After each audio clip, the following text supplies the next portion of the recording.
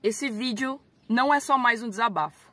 Eu vim aqui denunciar publicamente uma história horrenda, repugnante e nojenta de abusos sexuais acontecendo durante anos em Joviânia, Goiás.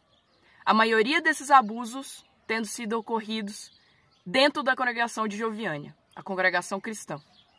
Eu vim aqui para contar detalhes de uma história absurda que está acontecendo, tem acontecido por anos, com todos os detalhes, nomes e palavras exatamente como as coisas são. Esse vídeo é resultado de um cansaço absurdo, de uma revolta que cresce em mim e consome a minha alma todos os dias. Eu não consigo mais dormir, eu não consigo mais pensar em outra coisa, desde que isso aconteceu. Há mais ou menos um mês atrás, eu fiz uma denúncia contra o meu tio, Ariel Malaquias, sobre um abuso sexual cometido contra mim quando eu tinha 9 anos. Depois desse boletim de ocorrência, alguns dias depois eu fiz um post no Instagram contando o meu relato e compartilhando uma experiência muito dolorosa de uma dessas memórias de abuso. Esse post foi resultado de muita revolta que cresceu em mim durante esses dias, de muita coisa que eu sofri sozinha quando eu resolvi denunciar. E quando eu fiz esse post, eu recebi dezenas de mensagens de vítimas, pessoas que conheciam vítimas, muita gente mesmo, mulheres que já tinham passado por abuso e assédio sexual e que foram sofridos quando elas eram crianças. Foram muitas mensagens e aquilo me abalou profundamente. A maioria dessas mensagens que eu recebi, esses relatos e essas histórias de outras mulheres que conheciam outras vítimas, a maioria eram de homens de dentro da congregação cristã. Desses homens, desse escopo de homens dentro da congregação cristã, a maioria de mensagens que eu recebi foram falando sobre uma família específica, que é a família do meu tio, Ariel Malaquias. Foi aí que eu descobri que a maioria dos relatos, a maioria dessas vítimas apontavam para agressores de uma mesma família em Joviânia, que é a família do Manuel Malaquias, o Manelico, muito conhecido em Joviânia. A maioria desses relatos diziam respeito a ele, a outros filhos dele, além do Ariel, que é o meu tio, e um genro. Só até agora é isso que eu sei, mas provavelmente deve ter muitas outras histórias, porque só das mensagens que eu recebi foram mais de 50, e cada uma delas ainda conhecia outras vítimas. Eu vim aqui falar disso publicamente porque eu não sei mais como lidar com isso dentro de mim sozinha. Se era difícil denunciar o meu tio sozinha, já sabendo que ele abusou e assediou de inúmeras mulheres e crianças, que eu tenho conhecimento, se já era difícil, foi muito mais difícil saber que isso era uma coisa generalizada, acontecendo dentro da família dele por anos.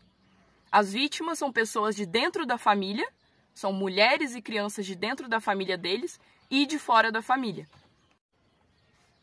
Desde o post que eu fiz, eu recebi muitas mensagens comoventes, mobilizei muitas pessoas e muita gente começou a querer contar de abusos também.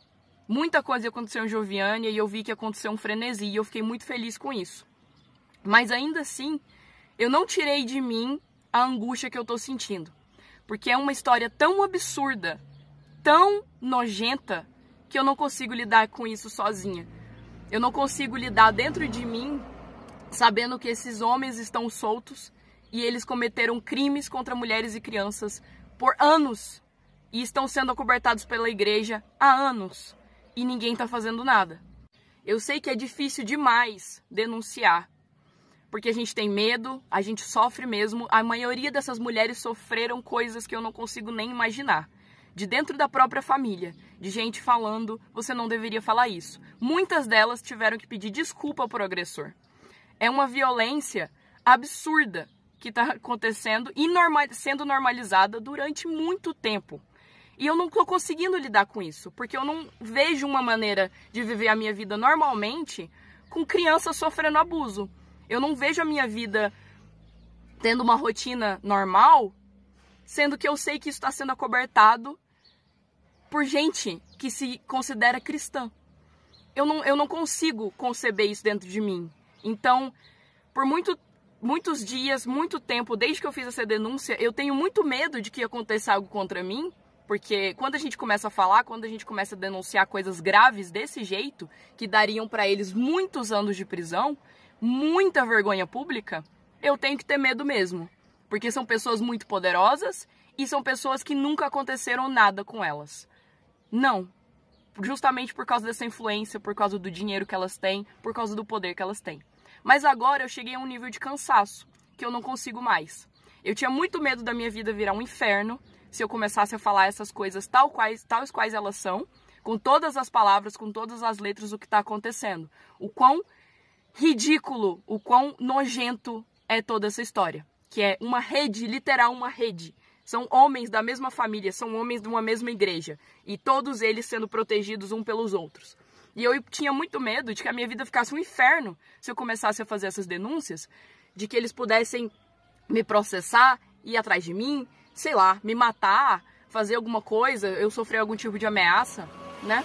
E eu realmente tinha muito medo disso, ainda tenho muito medo disso, mas francamente, o inferno que pode acontecer na minha vida sobre alguém me processar por eu dizer a verdade, porque eu quero justiça, ele é um inferno muito menor do que eu já estou sofrendo. O inferno de verdade que eu estou sofrendo é estar lidando com isso, sonhando com estupro, sonhando com abuso, pensando todos os dias que esses homens estão sentados dentro